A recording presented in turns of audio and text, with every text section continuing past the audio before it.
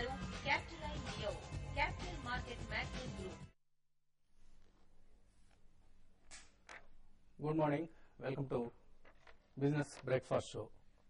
Global markets ప్రస్తుతం mixed గా trade అవుతున్నాయి. కాస్పీ, తైవాన్, షాంఘై ఇండిసెస్ స్వల్ప లాభాల్లో ట్రేడ్ అవుతున్నాయి. మిగతా ఇండిసెస్ లైక్ నిక్కీ స్వల్ప నష్టాల్లో ట్రేడ్ అవుతున్నాయి. ఎస్ఎక్స్ నిఫ్టీ కూడా 9 పాయింట్ల లాభంతో ట్రేడ్ అవుతుంది. సో ఒక స్లైట్లీ పాజిటివ్ ఓపెనింగ్ ను మనం ఎక్స్పెక్ట్ చేయొచ్చు. ఈ వారం కూడా ఒక హాలిడే ఉంది. లాస్ట్ వీక్ గమనించాం, కేవలం 3 ట్రేడింగ్ సెషన్స్ మాత్రమే జరిగాయి. సో ఈ వారం కూడా మండే టు థర్స్డే ట్రేడింగ్ జరగబోతోంది. ఫ్రైడే రోజు గుడ్ ఫ్రైడే. అయితే లాస్ట్ వీక్ మాత్రం మనకు గుడ్ ఫ్రైడే కాదు, బ్యాడ్ ఫ్రైడే ఎదురైంది.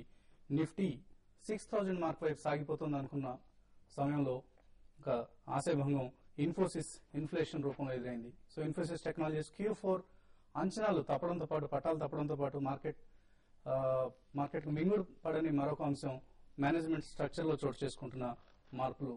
ఎన్ఆర్ నారాయణమూర్తి చైర్మన్ పదవి నుంచి తప్పుకొనున్నారు. అలాగే మోహన్ దాస్ పై ఆల్మోస్ట్ కంపెనీ ఇన్సెప్షన్ నుంచి ఉన్న డైరెక్టర్ ఆయన కూడా రిజైన్ చేయడం జరిగింది. సో ఇవన్నీ మార్కెట్ కు కొంత నెగిటివ్ గా తీసుకుంది.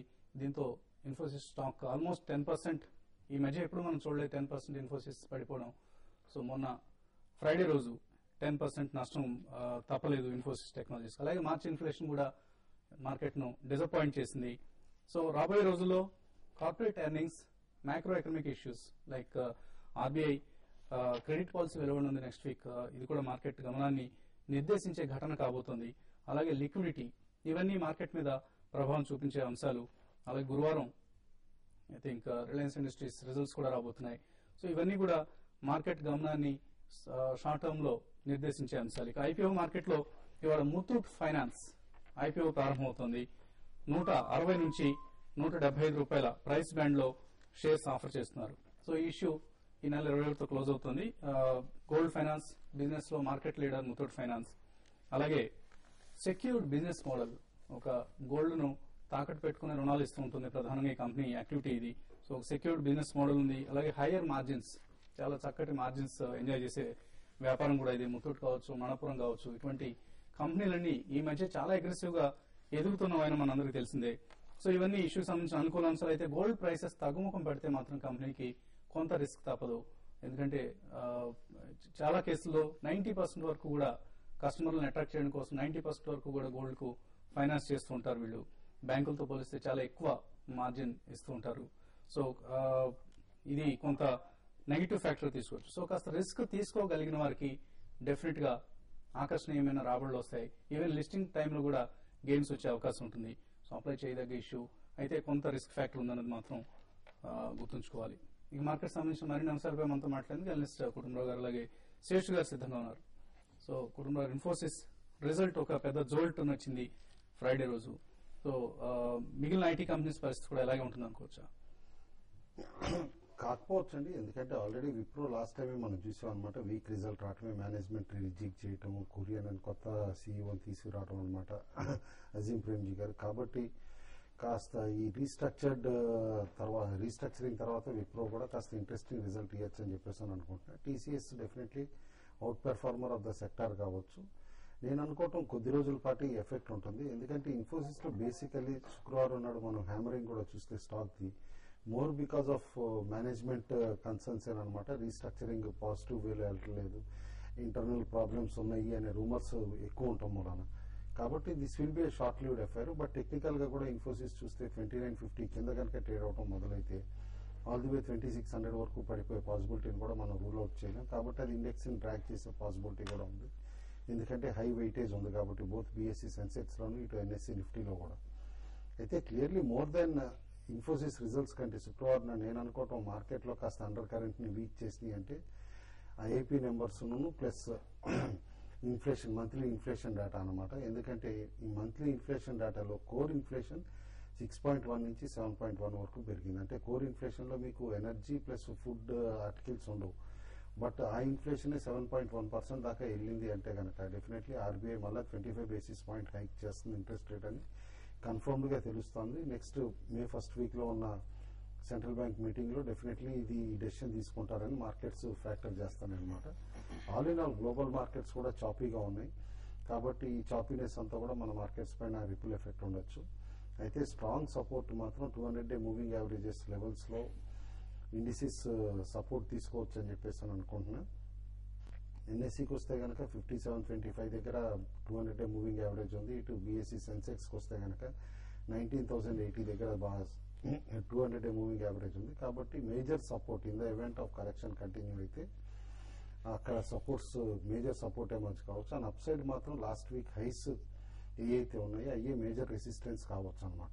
అయితే ఈ వారం తిరిగి మార్కెట్ గమనం కూడా క్లియర్లీ రిజల్ట్స్ వల్లనే డిక్టేట్ అవ్వచ్చు అని చెప్పేసి అని అనుకుంటున్నా. రిలయన్స్ ఇండస్ట్రీస్ రిజల్ట్స్ ఉన్నాయి, టీసీఎస్ కూడా ఉన్నాయి. బ్యాంకింగ్ సెక్టార్కి వస్తే కూడా 3 లార్జ్ ప్రైవేట్ బ్యాంక్స్ కూడా రిజల్ట్స్ ఉన్నాయి అనమాట. HDFC bank, Axis bank and Yes bank. కాబట్టి ఇన్వెస్టర్స్ మాత్రం స్మాల్ పొజిషన్స్ తీసుకోమంటారు, అగ్రెసివ్ పొజిషన్స్ తీసుకోకుండా ట్రేడ్ చేయమంటారు. సో ట్రేడర్స్ పరిస్థితి ఎలా ఉంది? లాస్ట్ వీక్ ఒక రోజు బంపర్ హిట్ అయింది, ఒక రోజు డిజాస్టర్స్ ఫాల్ చూసాం. లాస్ట్ వీక్ చూస్తే కంటిన్యూగా మన మార్కెట్ కి ఎక్కువ నెగిటివ్ న్యూస్ రావడం చూసాం. ఒక ఇన్ఫ్లేషన్ ఐఐపీ డేటా, దాని ముందు రోజు ఐఐపీ డేటా బారాలేదు, పక్క రోజు ఇన్ఫ్లేషన్ బారాలేదు, దాంతోపాటు ఇన్ఫోసిస్ రిజల్ట్, ఈ విధంగా కంటిన్యూగా నెగిటివ్ న్యూస్ వల్ల మన మార్కెట్ ఐ నుంచి కరెక్ట్ అయింది. ఏదైనా కూడా అరౌండ్ 5950 ఆ లెవెల్కి వచ్చినప్పుడు కొంచెం ప్రాఫిట్ బుకింగ్ కనబడుతుంది. అన్వైండింగ్ బాగా పొజిషన్స్ అక్కడికి వచ్చినప్పుడు అలా ప్రాఫిట్ బుకింగ్ లాస్ట్ ఒక 15-20 days లో ఎవరైతే లాంగ్ పొజిషన్స్ ఉన్నారో వాళ్ళందరూ కూడా ప్రాఫిట్ బుక్ చేసుకుంటున్నారు. అయితే మనం లాస్ట్ ఫ్రైడే మార్కెట్ ఇంత పడినా కూడా మిడ్ క్యాప్ మాత్రం పెద్దగా పడలేదు. మనం చూసిన లాస్ట్ వరకు కూడా కొన్ని selected news based mid cap stocks అన్ని కూడా చాలా వరకు పెరిగాయి. కాబట్టి ఈ వీక్ కూడా మార్కెట్ ఫ్లాట్ గా ఉంటుంది. చాలా ఇండెక్స్ బేస్డ్ స్టాక్స్ రిజల్ట్ తో పాటు mid and small cap result కూడా ఈ వీక్ నుంచి చాలా రోజు ఒక 20-30 కంపెనీస్ రిజల్ట్స్ అనౌన్స్ చేస్తాయి. కాబట్టి ఎక్కువ మార్కెట్ ఏంటంటే రిజల్ట్ మీద కాన్సన్ట్రేషన్ ఉంటుంది.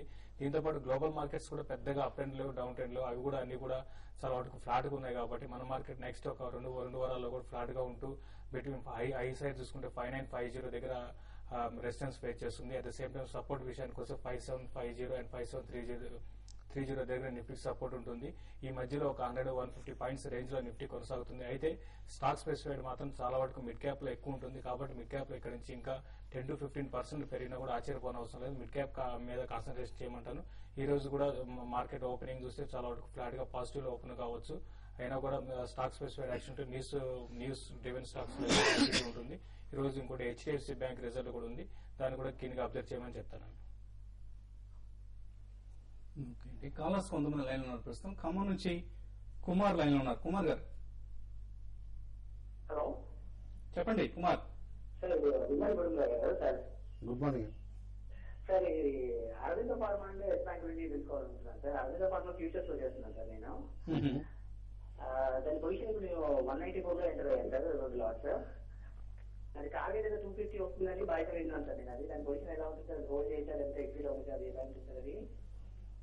అంటే ఈ వారం క్రూషియల్ కావచ్చండి అరబిందో ఫార్మాకి. ఎందుకంటే ఎఫ్సిసిబి పైన డెసిషన్ తీసుకుంటారనమాట. అది మోస్ట్ ప్రాబ్లీ రిడీమ్ చేస్తారా లేకపోతే డెట్ కింద బ్యాలెన్స్ షీట్ లో క్యారీ అవుతుందా అనేది చూడాలి. That decision will play important roll on stock అనుకుంటున్నా. ఇఫ్ ఎట్ ఆల్ అది బ్యాలెన్స్ షీట్ ఫేవరబుల్ గా ఉంటే కనుక డెసిషన్ స్టాక్ డెఫినెట్లీ స్పైక్ కూడా రావచ్చు. 225-230 లెవెల్స్ కి డెఫినెట్లీ స్ట్రిక్ట్ స్టాప్ లాస్ పెట్టుకోండి స్టాక్. ఎందుకంటే కనుక decision if at all negative గా ఉంటే కూడా స్టాక్ అనదర్ 25-30 రూపీస్ పడే పాసిబిలిటీ ఉంటుంది. ఓకే అండి, next caller. Hello hello hello, ఎక్కడి నుంచి మాట్లాడుతున్నారండి? హైదరాబాద్ నుంచి అండి. చెప్పండి, పేరండి? శ్రీనివాస్ మాట్లాడుతున్నా అండి. చెప్పండి శ్రీనివాస్ గారు.